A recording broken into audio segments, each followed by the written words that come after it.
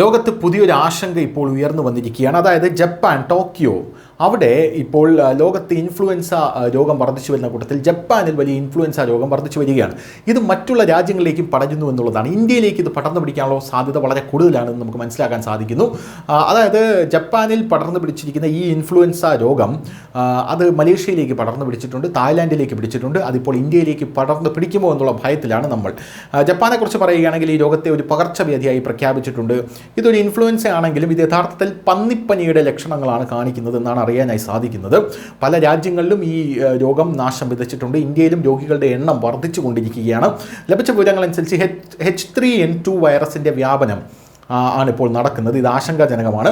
1968 Hong Kong flu പകർച്ചവ്യാധിക്ക് കാരണമായ വൈറസിൻ്റെ പിൻഗാമിയായിട്ടാണ് ഇതിനെ കണക്കാക്കുന്നത്. ഒരു ജർമ്മൻ വെബ്സൈറ്റ് പ്രകാരം ജർമ്മനിയിലെ federal institute four animal health വിശ്വസിക്കുന്നത് ഈ പ്രത്യേകതരം മനുഷ്യ ഇൻഫ്ലുവൻസ വൈറസുകളുടെയും പക്ഷിപ്പനി വൈറസുകളുടെയും മിശ്രിതമാണ് ഇപ്പോൾ വന്നിരിക്കുന്ന ഒരു വൈറസ് എന്ന് പറയുന്നത്.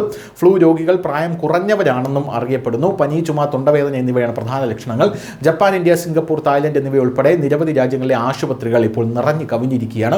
ജപ്പാൻ ഈ ഇൻഫ്ലുവൻസയെക്കുറിച്ച് വളരെ ജാഗ്രത പുലർത്തുന്നു. ജാപ്പനീസ് ആരോഗ്യ മന്ത്രാലയവുമായി ബന്ധപ്പെട്ട ആരോഗ്യ ഉദ്യോഗസ്ഥരുടെ അഭിപ്രായത്തിൽ കഴിഞ്ഞ 5 ആഴ്ചയ്ക്കുള്ളിൽ ഇൻഫ്ലുവൻസ കേസുകളുടെ കാര്യത്തിൽ റെക്കോർഡ് വർധനവാണ് ഉണ്ടായിരിക്കുന്നത് എന്നാണ് അറിയാൻ സാധിക്കുന്നത്. പോരാത്തതിന് ഇതൊരു പകർച്ചവ്യാധിയായി ജപ്പാനിൽ പ്രഖ്യാപിച്ചിട്ടുമുണ്ട് എന്നറിയാൻ സാധിക്കുന്നു.